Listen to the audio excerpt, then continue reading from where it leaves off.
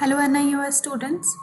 तो आज के हमारे सब्जेक्ट फिजिकल एजुकेशन एंड योग में जो चैप्टर आपके पब्लिक एग्जाम में आने हैं उनमें से आज हम अपने वीडियो लेक्चर में पढ़ेंगे चैप्टर नंबर फर्स्ट जो है इंट्रोडक्शन एंड हिस्टोरिकल डेवलपमेंट और चैप्टर नंबर 6 फिजियोलॉजिकल एस्पेक्ट्स।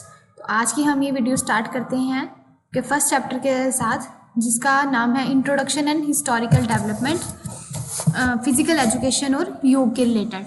तो अब आपको अभी तक आपने इतने सारे चैप्टर कर लिए हैं, तो इंट्रोडक्शन का तो आपको पता ही होगा। अब फिजिकल एजुकेशन की इंट्रोडक्शन क्या है, उसके हिस्टोरिकल डेवलपमेंट कैसे होती है, वो सारा हम आज इस चैप्टर में पढ़ेंगे।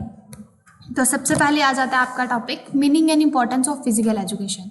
जो हमारा सब्जेक्ट है फिजिकल एजुकेशन, उसका मतलब क्या है और उसकी हमारी लाइफ में क्या इम्पोर्टेंस है। As you all know, physical education एक कॉम्बिनेशन वर्ड है जो दो वर्ड से बना है। First is physical and second is education.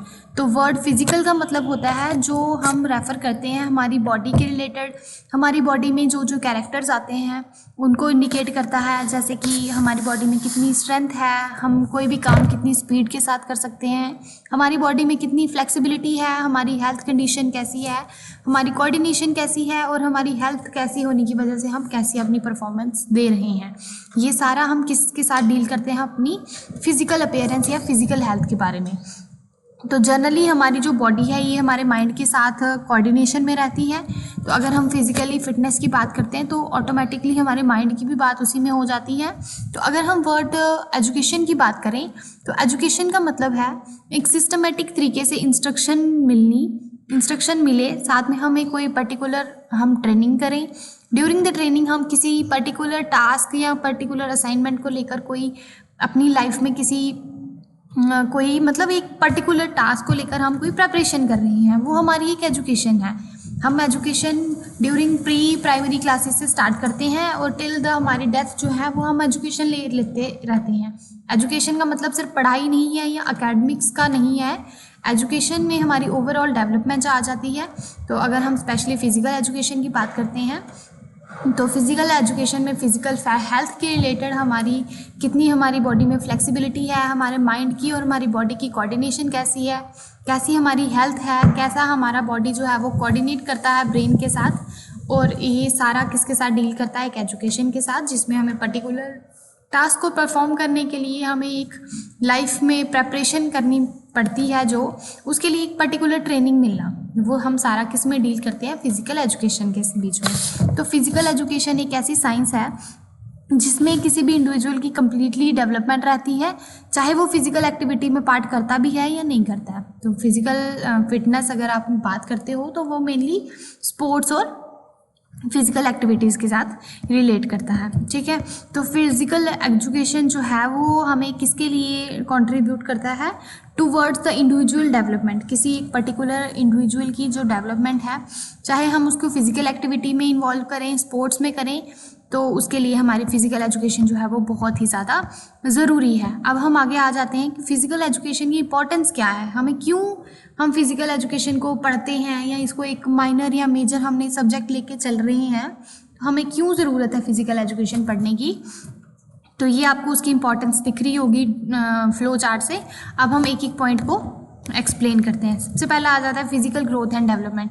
अब आपको पता है जब आप फिजिकल एजुकेशन सब्जेक्ट पढ़ते हो तो उससे हमें मेनली हमारी जो भी बॉडी की फिजिक की हमारी ग्रोथ और डेवलपमेंट होती है कि कैसे हमारी जो ह्यूमन की बॉडी है वो प्रॉपरली ग्रो कर रही है, प्रॉपरली फंक्शन कर रही है, वो हम सब किस में सीखते हैं, फिजिकल एजुकेशन में। नेक्स्ट आ जाता है ऑप्टिमम डेवलपमेंट। तो ऑप्टिमम डेवलपमेंट मतलब फिजिकल एजुकेशन सिर्फ फिजिकल ग्रोथ के साथ डील नहीं करता है, बट हमारी लाइफ में physical, mental, social, emotional development में एक किस हद तक जो है हमारा पैरामीटर है वो कितना इम्प्रूव हो रहा है, ठीक है। हमारा मैक्सिमम से मैक्सिमम ऑप्टिमम लेवल क्या है डेवलपमेंट का, वो भी हमें कहाँ से पता चलता है, हमारी फिजिकल एजुकेशन से। नेक्स्ट आ जाता है इंटेलेक्चुअल डेवलपमेंट। तो इंटेलेक्चुअल डेवलपमेंट में आ जाता है हमारी एबिलिटी, ठीक है। एबिलिटी आ गया कि अगर हमें कोई इस लाइफ में ऐसी हमारी सिचुएशन आ गई है कि हमें किसी की राय लेने के बजाय हमें खुद का डिसीजन जो है वो वहाँ पे रखना है, तो हमारी इंटेलेक्चुअल डेवलपमेंट में वही एबिलिटी आ जाती है कि प्लेयर को कोई एक डिसीज़न लेना है माइनर, उसके लिए बहुत सारी कंडीशंस है, सर्कमस्टांसिस हैं, सिचुएशंस बनी हुई हैं, बट उसको अपनी थिंकिंग को इम्प्रूव करना है, ज़्यादा से ज़्यादा मेंटल प्रेशर डालना है और अपना एक राय रखनी है, उसको हम बोलेंगे intellectual development. Emotional development, emotion word से समझते हो आप कि हमारे अंदर कैसे इमोशंस है, आइदर वो जेलस है, एंगर है, लव है या कुछ भी है, कंपैटिबिलिटी है। तो इमोशनल डेवलपमेंट भी हमारे अंदर कहाँ से डेवलप होती है? फिजिकल एजुकेशन से, ठीक है। और सोशल एडजस्टमेंट, जब आप किसी भी फिजिकल एक्टिविटी में इन्वॉल्व होते हो, किसी गेम में इन्वॉल्व होते हो, तो आपके अंदर एक सोशल जो एक ह्यूमन सोशल एनिमल है उसमें सोशलाइजेशन होती है। कैसे? अगर आप किसी स्पोर्ट्स में हो तो आप अपनी टीम के साथ साथ दूसरी टीम के साथ भी डील करोगे, आपके अंदर एक बात करने का तरीका आता है, 4-5 बंदों से मिलने का तरीका आता है। रादर जब आप नेशनल लेवल पे खेलते हो तो आप एक नेशन को रिप्रेजेंट कर रहे हो, दूसरे नेशंस के साथ डील कर रहे हो, तो उससे जो एक सोशल क्वालिटीज़ होती हैं वो डेवलप होती हैं, जो हमें कहाँ सीखने को मिलती है? फिजिकल एजुकेशन में। अगर हम पर्सनल एडजस्टमेंट की बात करें तो उसमें भी फिजिकल एजुकेशन एक बहुत ही इम्पॉर्टेंट रोल प्ले करता है। बंदे को अपनी एक पोटेंशियल लेवल कितना है उसके बारे में पता चलता है। हम अपने आप को एक किसी पर्टिकुलर टास्क में अपने आप को एक्सप्रेस करते हैं, हम अपने आप को रियलाइज़ करते हैं, अपनी लाइफ में एक सेटिस्फेक्शन या एक गोल अटेन करते हैं, तो उससे हमारे अंदर जो पर्सनल एडजस्टमेंट होती है वो वाला फैक्टर भी डेवलप होता है। किससे? फिजिकल एजुकेशन से। नेक्स्ट हम पढ़ते हैं mental character development. Character development मतलब अगर आपके अंदर सोशल एडजस्टमेंट आ रही है तो आपके अंदर एक आप अच्छे से बिहेव करोगे, किसी के साथ अच्छे से डील करोगे, आप लॉयल्टी दिखाओगे, डिसिप्लिन दिखाओगे, तो आपके अंदर एक गुड कैरेक्टर जो है वो डेवलप होता है। अगर मैं फिजिकल फिटनेस वर्ड की बात करूं तो फिजिकल फिटनेस में क्या आ गया? हमारी एक्सरसाइज करने से किसी का माइंड बॉडी भी जो है वो डेवलप होती है, इससे हमारी फिजिकल फिटनेस डेवलप होती है। एक सिस्टमेटिक और साइंटिफिक फिजिकल ट्रेनिंग से क्या होता है? हमारा जो फिजिकल फिटनेस है किसी भी पर्सन का वो भी इम्प्रूव होता है। मेंटल डेवलपमेंट की बात करती हूँ तो अगर आप फिजिकली फिट हो तो ऑटोमेटिकली आपका माइंड भी अच्छे से काम करेगा, तो आप मेंटली भी जो है वो फिट रहोगे। आफ्टर दैट न्यूरोमस्क्यूलर आ गया, आपका कोऑर्डिनेशन हो जाता है जिसमें नर्वस सिस्टम और मसल्स का, ठीक है। मस्क्यूलर सिस्टम और नर्वस सिस्टम का जब कोऑर्डिनेशन होगा वो भी किसकी वजह से इंप्रूव होता है? फिजिकल एक्टिविटीज़ की वजह से। न्यूरोमस्क्यूलर कोऑर्डिनेशन जो है वो उससे हमारी बहुत सारे जो स्किल्स हैं वो डेवलप होते हैं। हम एक्सरसाइज को बार बार करने के अंदर मतलब बार बार करने के लिए हमारे अंदर जो एक एंड्योरेंस है, जो कैपेसिटी है, एक एबिलिटी है वो डेवलप होती है। हम जो स्टार्टिंग में अगर कोई एक्सरसाइज 10 मिनट में कर रहे हैं तो अगर हम उसको रिपीट एक साइकिल में करते रहते हैं तो वही एक्सरसाइज करने में हम अपना जो एंड्योरेंस है या किसी की एबिलिटी है वो इम्प्रूव होती है। आज एक्सरसाइज आप 10 मिनट के लिए कर रहे हो, दूसरे दिन आप 10-12 करोगे, 15 करोगे, टाइम टू टाइम जो है वो आपका जो टाइम पीरियड है वो बढ़ता जाता है। ये किसकी वजह से होता है? न्यूरोमस्क्यूलर डेवलपमेंट रहती है किसी भी पर्सन में।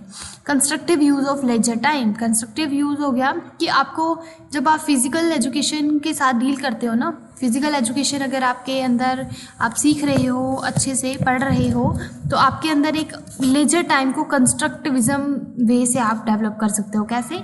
आपको एक मोटिवेशन मिलती है कि हमें कैसे अपना पर्टिकुलर टाइम पर्टिकुलर तरीके से हमें यूटिलाइज करना है, जिसमें हम अपना टाइम बिल्कुल भी वेस्ट नहीं करते हैं और ज़्यादा से ज़्यादा टाइम अपना जो है वो इम्पॉर्टेंट एक्टिविटीज़ में इन्वॉल्व करते हैं। उसके बाद आता था इकोनॉमिक वैल्यू। तो इकोनॉमिक वैल्यूज़ में स्पोर्ट्स आपको पता है आज के टाइम पे कितना ज़्यादा इंपॉर्टेंट हो चुका है। इम्पॉर्टेंट तो है ही है, फिजिकल के साथ साथ वो एक कमर्शियल वे भी बन गया है, क्योंकि हर एक बंदा जो है वो प्रोफेशनल लीग कर रहा है, अपने आप को एक गेम में रिप्रेजेंट करता है। तो गेमिंग में बहुत ज़्यादा जो है वो पैसा है, जिससे हम अपनी फाइनेंशियल पोजीशन को भी बहुत हद तक इम्प्रूव कर सकते हैं। ये आ गया आपके पास एक फिजिकल फिटनेस की इम्पोर्टेंस या फिजिकल एजुकेशन की इम्पोर्टेंस। अब हम इसकी हिस्ट्री की बात करते हैं। अगर हिस्टोरिकल डेवलपमेंट की बात करें तो फिजिकल फिटनेस जो है या फिजिकल एजुकेशन जो है वो सिर्फ आज के टाइम से ही हम नहीं पढ़ रहे हैं।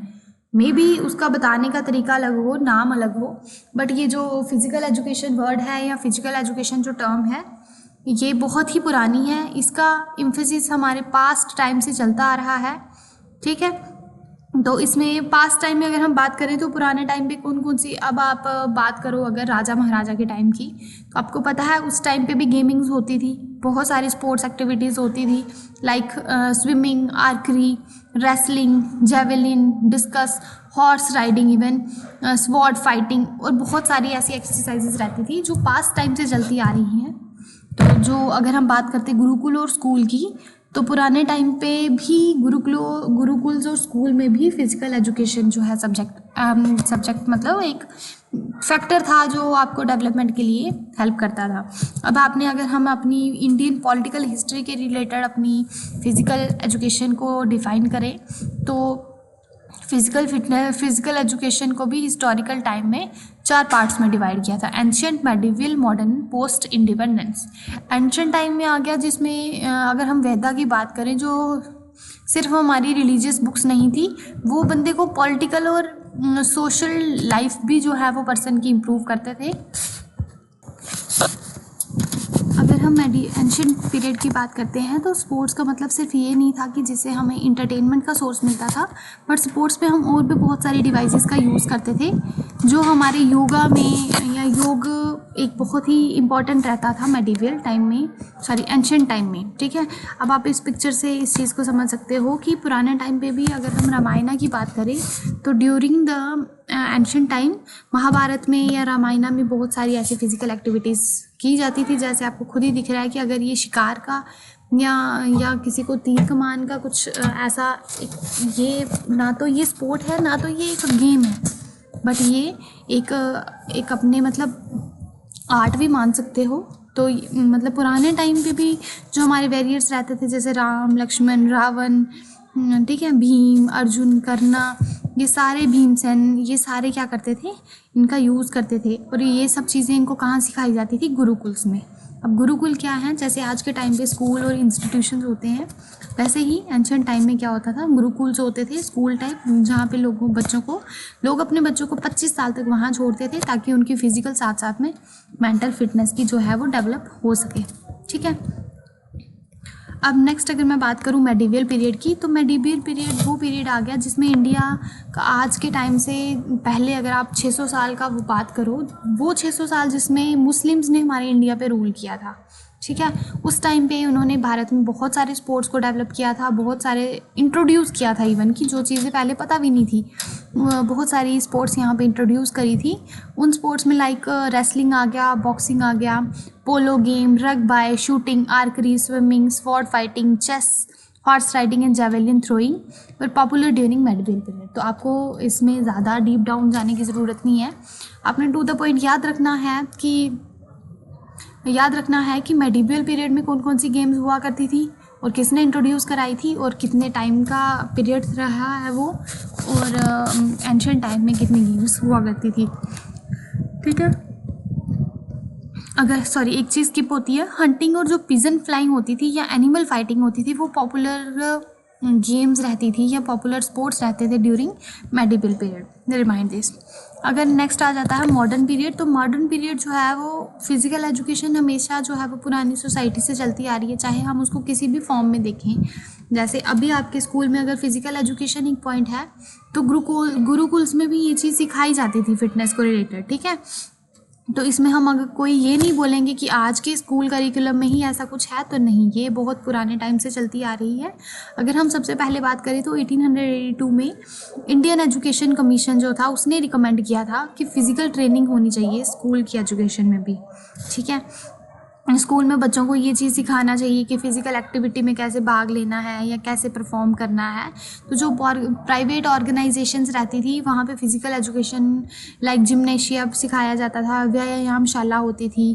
ठीक है, क्रिया मंडल्स होते थे वहाँ पे। ट्रेडिशनल इंटरेस्ट पे एक इंटरेस्ट सब्जेक्ट होता था जिसमें बहुत सारी चीज़ें सिखाई जाती थी। रेस्टिंग हो गई, डांस हो गया, फोक डांस हो गया, या कुछ एक्सरसाइजेज हो गई जो आप जिसमें बहुत सारे पर्सन जो है वो अपनी अटेंशन शो करते थे। ठीक है, धीरे धीरे फिर अलग से गेम्स आना शुरू हो गए, जैसे आप खो खो बोलते हो या पीटी एक्सरसाइजेज करते हो, वो सारी।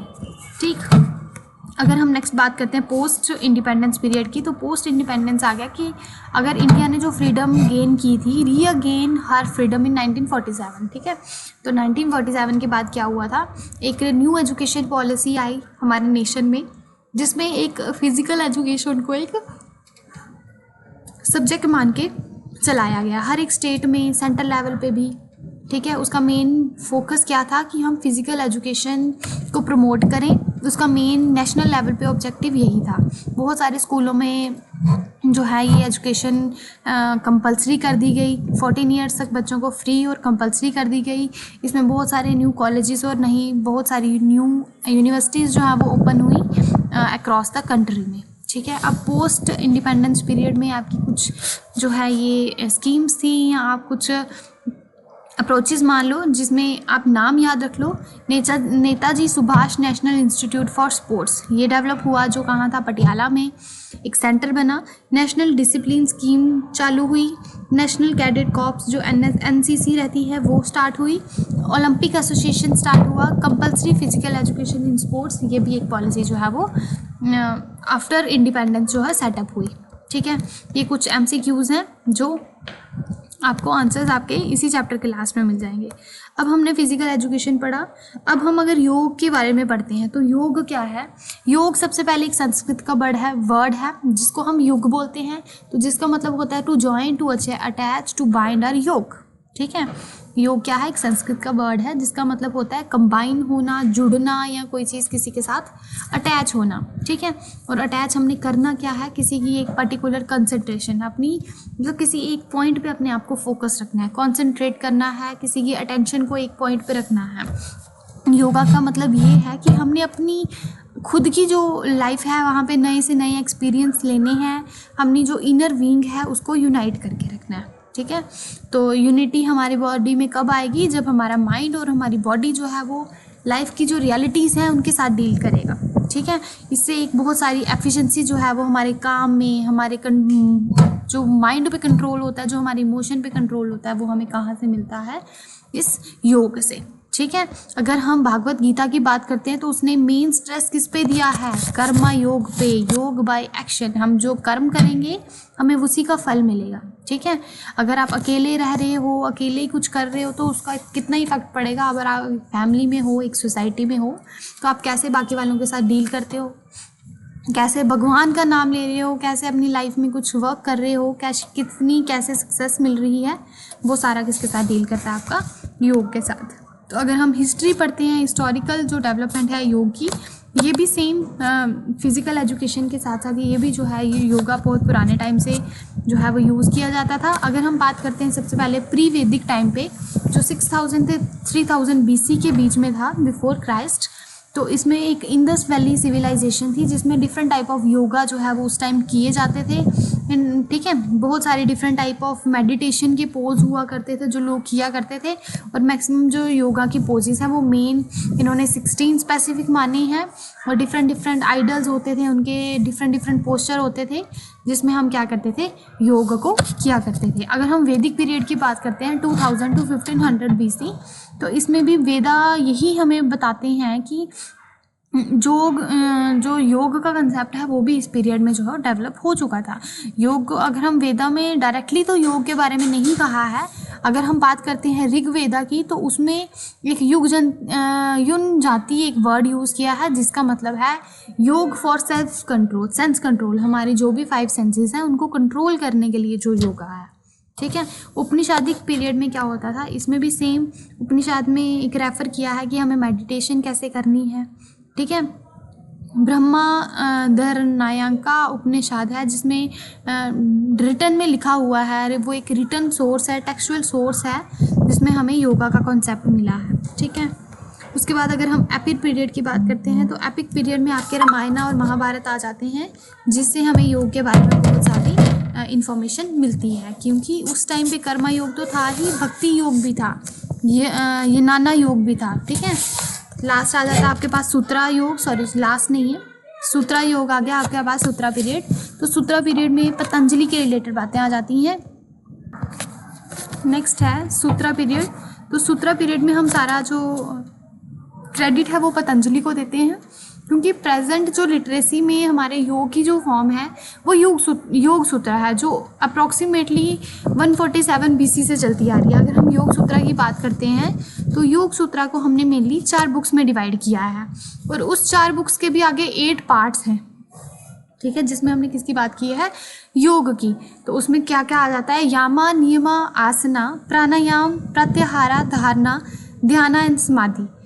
जिन बच्चों ने पहले के वीडियो लेक्चर्स देखे होंगे तो उन्होंने देखा होगा कि यामा, नियमा या आसना, प्राणायाम ये हमारे अलग से चैप्टर हैं, जिसमें हमने मतलब पर्टिकुलर एक योग के बारे में बात की है। लाइक अगर मैं प्राणायाम की बात करती हूँ तो इसमें हमारे प्राणिक फ्लो की बात आ जाती है। हम हमारे प्राण्स जो है, ये हमारी जो ब्रीदिंग का प्रोसेस है, ये क्या है, कैसे होता है, इसकी क्या इंपॉर्टेंस है, ये सारा कुछ, ठीक है।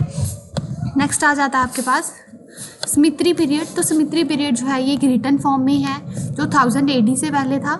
इस लिटरेचर में क्या है, ये वो पीरियड है जो दिखाता है कि हमारे आइडियाज़ में, हमारे बिलीफ में, हमारे रिचुअल में, इवन हमारे कस्टम्स और वर्शिप में क्या फ़र्क पड़ा है, किसको करके, योग को ऑप्ट करके। जितना हम योग को अपनी लाइफ में इन्वॉल्व करेंगे उससे हमारी इन सारी चीज़ों में कितना फ़र्क पड़ा है वो हमें एक रिटन फॉर्म में मिल रहा है। जितने भी हमारे रिचुअल्स रहते हैं प्राणायाम के, वो हमेशा किसकी इम्पोर्टेंस पे बेस्ड हैं, वो कि हमारी बॉडी में कितनी प्यूरिफिकेशन हो रही है, हमारी लाइफ में कैसी कैसी टेक्निक्स को हम यूज़ कर सकते हैं जिससे हमारी लाइफ में जो है एक प्यूरिफिकेशन होती है, ठीक। अगर हम बात करते हैं अगेन मेडिवल पीरियड की, तो मेडिवल पीरियड में भी जो है वो 2 कल्ट्स जो है वो फेमस थे, नत्था कल्ट और भक्ति कल्ट। तो हत्था योग जो आपने पहले भी पढ़ा था वो उसका इवैल्यूएशन हुआ है, और नत्था योग को जो है वो एक फेम मिला है। पर्टिकुलर जो है ये योग के रिलेटेड ही है, इसमें हम बहुत सारी योगिक प्रैक्टिसेस को पढ़ते हैं।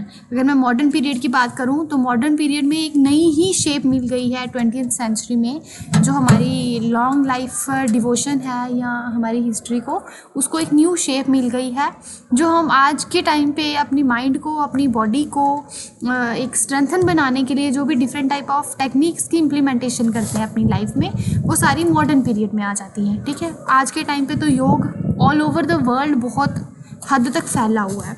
अब इसकी इम्पोर्टेंस क्या है, योग क्यों ज़रूरी है और इसके क्या क्या फ़ायदे हैं। तो सबसे पहले इससे हमारे जो भी बॉडी के ऑर्गन्स हैं उनकी साफ़ सफाई होती है, हमारी बॉडी जो है वो प्योरिटी को गेन करती है।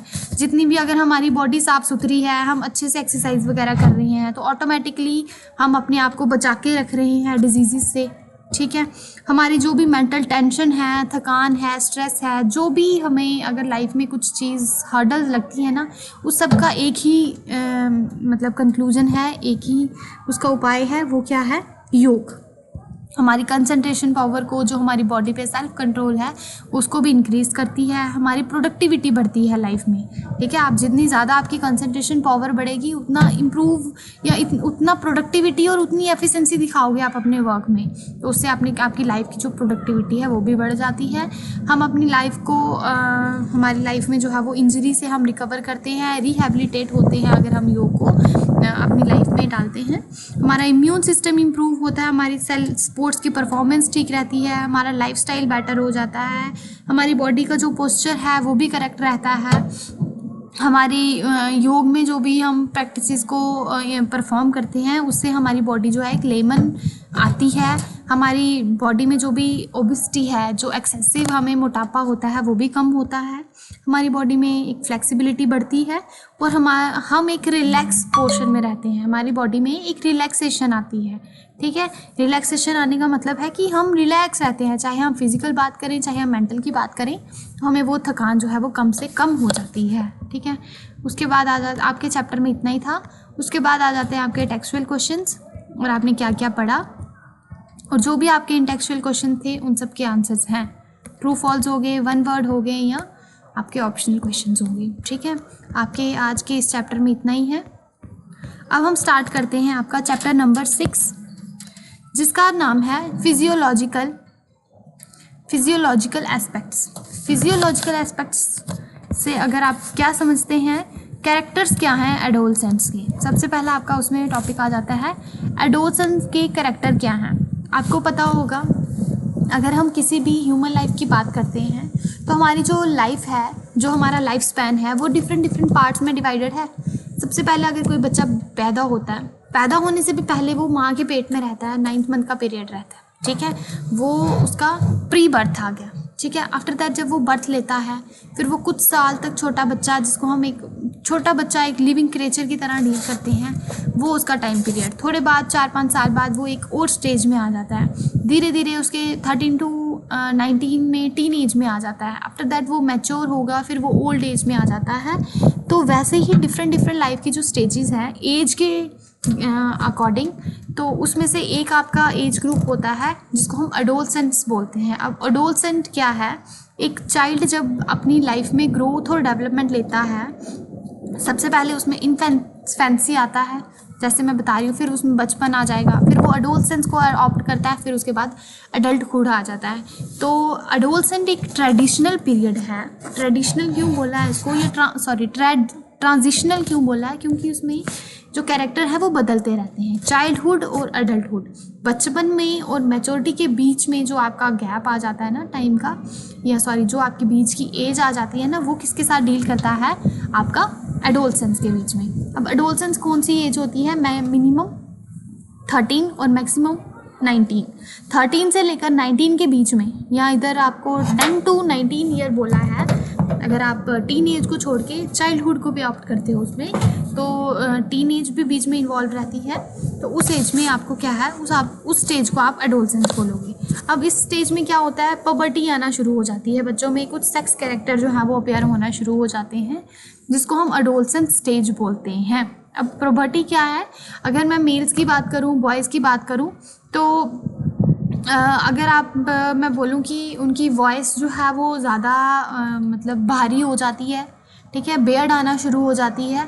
तो ये सारे कुछ कैरेक्टर्स होते हैं जिससे हमें पता चलता है कि पबर्टी का पीरियड जो है वो आ गया है। अगर मैं गर्ल्स की बात करती हूँ तो फर्स्ट मेंस्ट्रुअल साइकिल जो है वो स्टार्ट हो जाता है, जो एक किसका साइन है? एडोलसेंस का। बहुत सारी फिजिकल और मेंटली या सोशली, इमोशनली, कॉग्निटिव चेंजेस रहती हैं ड्यूरिंग द एडोलसेंस स्टेज। अब मैं उनके कैरेक्टरिस्टिक्स की बात करती हूँ।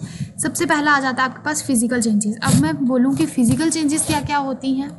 ऑटोमेटिकली अगर आपको पता ही है बच्चा बड़ा हो रहा है तो उसके सारे ऑर्गन जो हैं वो डेवलप करेंगे, ठीक है। इस स्टेज में क्या होता है, बच्चे के मैक्सिमम जो फिजिकल ग्रोथ लिमिट होती है वो इतना ही होती है। हम बोलते हैं कि 9th 10th में पहुंच गया, अभी जो बढ़ लिया 11th तक जो इसकी ग्रोथ होनी थी हो गई। तो वैसे ही हमारी जो बॉडी के मसल्स और जो बोन्स रहती हैं वो अपनी फाइनल एक शेप ले लेती हैं।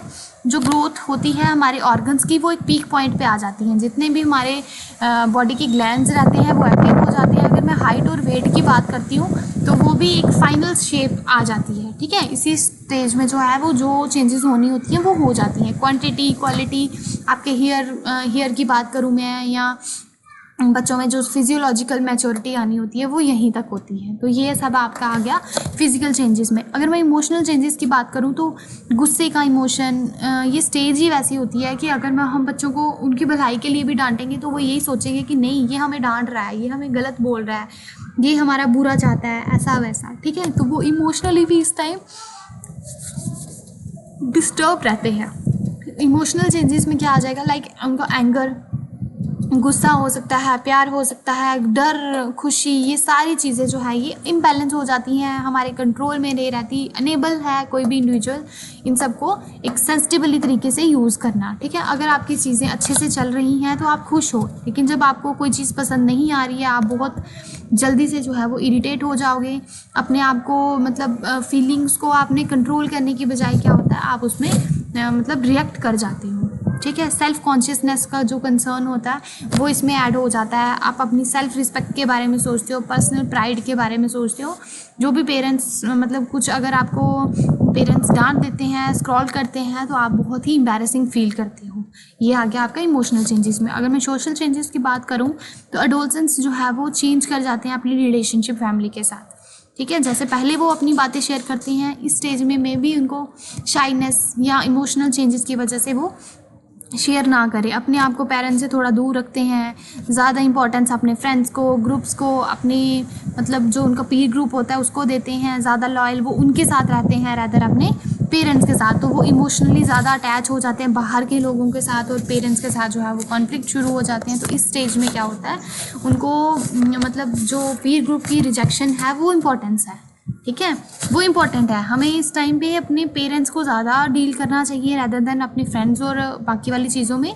इस टाइम पे ऐसा होता है, ये स्टेज ही वैसी है, हमारे सोशल चेंजेस ही वैसी होती हैं, जिसकी वजह से हम क्या होता है अपनी सोसाइटी को ज़्यादा इंपॉर्टेंस देते हैं और हमें सही और गलत में जो है वो डिफरेंस देखने को नहीं मिलता है।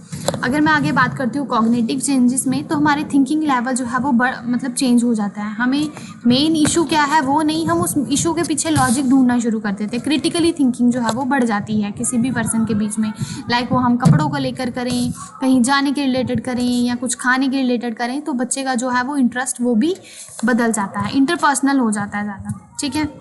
नेक्स्ट आ जाता है आपका पर्सनालिटी कॉन्सेप्ट। पर्सनालिटी वर्ड से आप क्या समझते हो? कोई भी एक, अगर हम लेमन भाषा में बात करते हैं तो पर्सनालिटी मतलब कोई गुड लुकिंग है, कोई अट्रैक्टिव पर्सन है, तो हम उसको बोलेंगे कि वो अच्छी पर्सनालिटी है।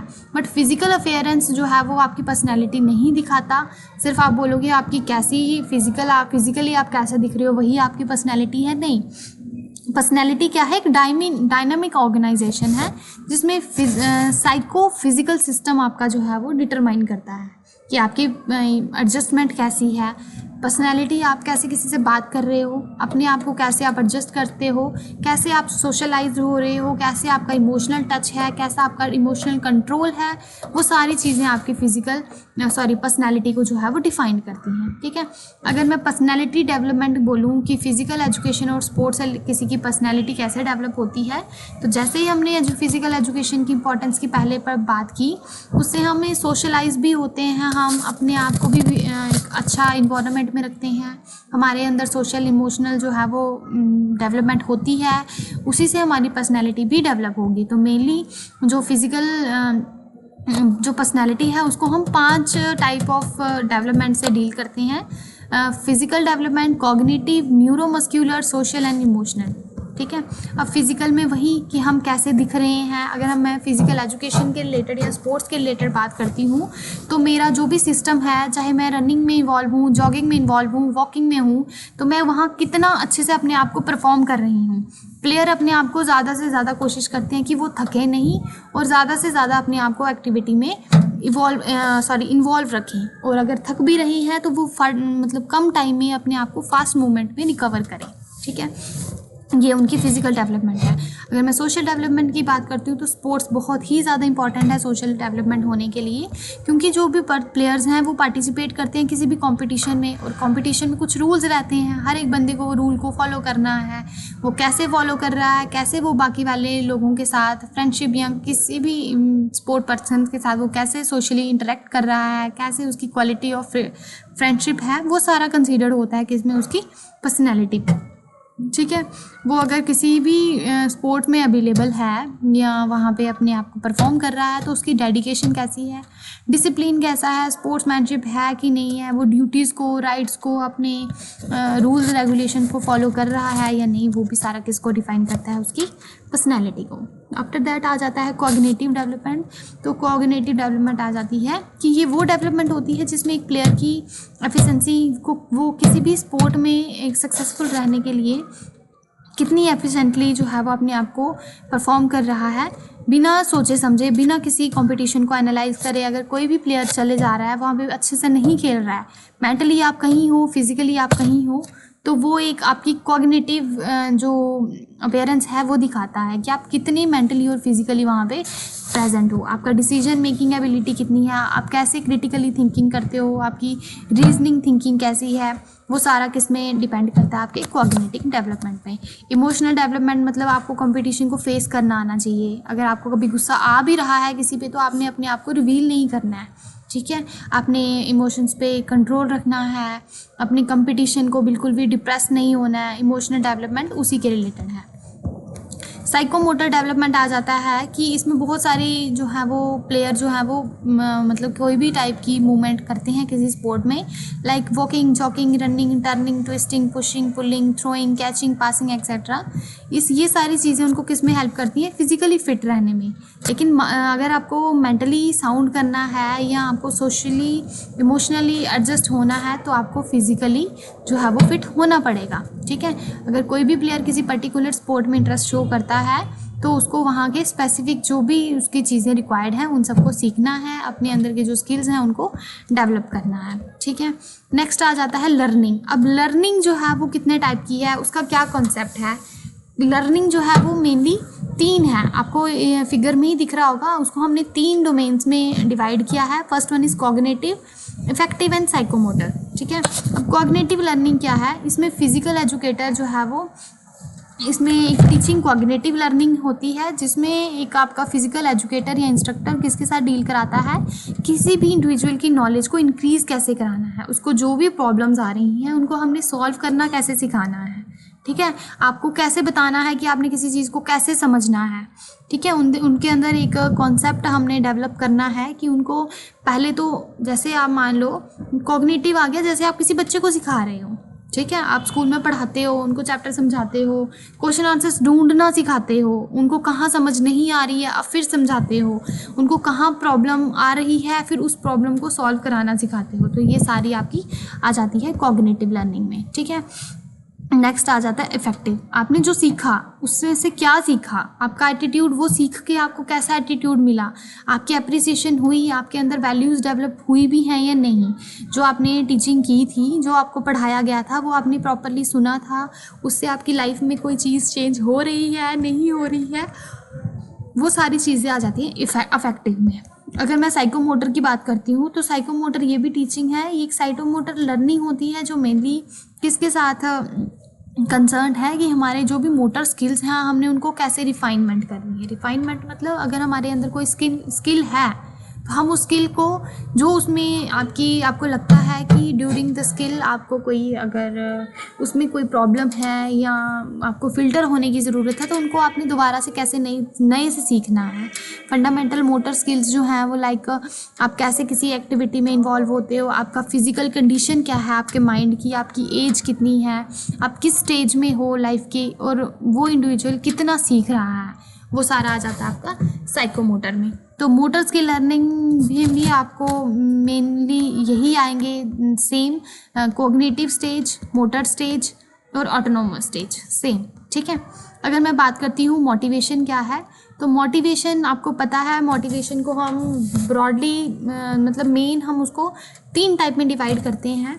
बट मोटिवेशन क्या है, एक ऐसा प्रोसेस है जिसमें हम किसी को पर्टिकुलर टाइम में पर्टिकुलर टास्क करने के लिए पुश करते हैं या फोर्स करते हैं, ठीक है। अब मेरे को पता है कि मैंने कोई पेपर क्रैक करना है, कोई जॉब लेनी है, तो कोई ना कोई तो मेरी मोटिवेशन होगा ना, जो टाइम टू टाइम उसको पता है कि इतने दिनों बाद मेरा पेपर है या इतने महीने बाद पेपर है, तो वो मुझे उस टाइम पीरियड में इतना ज़्यादा मोटिवेट करेगा कि मैं ताकि उसी टाइम पीरियड में एक पर्टिकुलर जो अपना गोल है उसको अचीव कर पाऊँ। तो वैसे ही जो मोटिवेशन है वो 3 टाइप की है, इंट्रिंसिक मोटिवेशन और extrinsic, and third one is a motivation, ठीक है। इंट्रिंसिक होती है जो हमारे खुद की बॉडी से आती है और एक्सट्रिंसिक होती है जो हमें बाहर से मिलती है। इसको ज़्यादा डिटेल में पढ़ने का कोई मतलब नहीं है, बट मैं आपको बता देती हूँ। इंट्रिंसिक हो गया जो हमारे खुद की बॉडी से आती है, जैसे अगर मुझे किसी चीज़ से कोई खुशी मिल रही है तो मुझे यही होगा ना कि हाँ आज मुझे इस चीज़ से खुशी मिली है तो अगली बार मैं ऐसा ही करूँगी तो मुझे और ज़्यादा अपने आप में प्लेजर दिखेगा। तो वो अगर अपने आप में कोई चीज़ से मुझे फ़न है, कोई खुशी है, सेम। अगर मैं एक्सट्रिंसिक मोटिवेशन की बात करती हूँ तो जो हमें आउटसाइड द बॉडी मिलती है, अगर मैंने कोई काम किया अच्छे से तो मुझे किसी ने रिवार्ड किया, ठीक है। अगर रिवार्ड किया तो मेरे अंदर यही फीलिंग आएगी ना, आज मैंने इतना सा किया तो मुझे प्राइज़ मिला है, कल हो सकता है मैं इससे अच्छा करूँ तो मुझे और प्राइज़ मिले। पनिशमेंट, अगर मैंने कोई गलती की है तो मुझे उससे सीखने को ही मिलता है ना। अगर आपको एक बार किसी चीज़ से पनिशमेंट मिली हो तो आप मोटिवेट रहते हो कि हाँ एक बार मैंने गलती की थी तो नेक्स्ट टाइम मैं ऐसा नहीं करूँगा, तो उससे भी आपको जो मोटिवेशन मिलती है। अप्रिसिएशन, अगर आप कोई काम अच्छा कर रहे हो, आपकी कोई तारीफ़ कर रहा है, तब भी आपकी बॉडी के अंदर जो है वो एक मोटिवेशन जो है वो डेवलप होती है। और ए मोटिवेशन होता है जिसमें मतलब कोई भी काम जो है वो आप इंटेंशनली नहीं करते हो, उसका कोई पर्पस ही नहीं है, उसमें मतलब मोटिवेशन होती ही नहीं है। ठीक, नेक्स्ट आपका टॉपिक है फिजियोलॉजिकल फैक्टर्स अफेक्टिंग परफॉर्मेंस। ऐसे कौन से आपके साइकोलॉजिकल फैक्टर्स हैं, फिजियोलॉजिकल या आप इसको साइकोलॉजिकल बोल सकते हो, कौन से आपके साइकोलॉजिकल फैक्टर्स हैं जो आपकी परफॉर्मेंस को इफेक्ट करते हैं। तो पर्सन का हाई लेवल कॉन्फिडेंस हो, बोलते हैं ना कि बहुत ज़्यादा कॉन्फिडेंस होना भी बुरा होता है। तो अगर आपके पास हाई लेवल का कॉन्फिडेंस है तो भी आप अच्छे से परफॉर्म कर भी सकते हो और नहीं भी कर सकते हो। अगर किसी को बहुत ज़्यादा डर लग रहा है, एंजाइटी ऑर्डर उसमें बहुत ज़्यादा है, तो भी उसकी परफॉर्मेंस जो है वो इफ़ेक्ट करेगी। अगर आपको पता है कि जो आपको टेक्निक्स दी गई हैं किसी गोल को बेटर करने के लिए, तो आपको उन टेक्निक्स को कैसे यूज़ करना है, उससे भी आपकी जो है एक्टिविटी परफॉर्मेंस जो है वो इफेक्ट हो सकती है। अगर मैं स्पोर्ट्स साइकोलॉजी की बात करती हूँ तो इसमें स्पोर्ट्स के रिलेटेड आ गया। अगर कोई बंदा रेगुलरली किसी स्पोर्ट में पार्टिसिपेट कर रहा है तो ऑटोमेटिकली उसमें सेल्फ कॉन्फिडेंस बढ़ेगा। ठीक है, अगर फिजिकल एक्टिविटी आपकी इम्प्रूव करनी है तो आपको अपने अंदर, अपने बच्चे के अंदर जो है वो सेल्फ कॉन्फिडेंस को बढ़ाना पड़ेगा। तो अगर आप चाहते हो कि आपको किसी भी स्पोर्ट्स एक्टिविटी में अच्छे से अपने आप को इम्प्रूव कर पाओ या उसमें कोई अचीवमेंट ले पाओ, तो उसके लिए आपको क्या करना है, पार्टिसिपेशन अपनी इंक्रीज़ करनी है। ठीक, नेक्स्ट आ जाता है रेगुलर पार्टिसिपेशन होनी चाहिए, जिससे आपकी एंजाइटी जो है वो कम से कम होती है। ठीक है,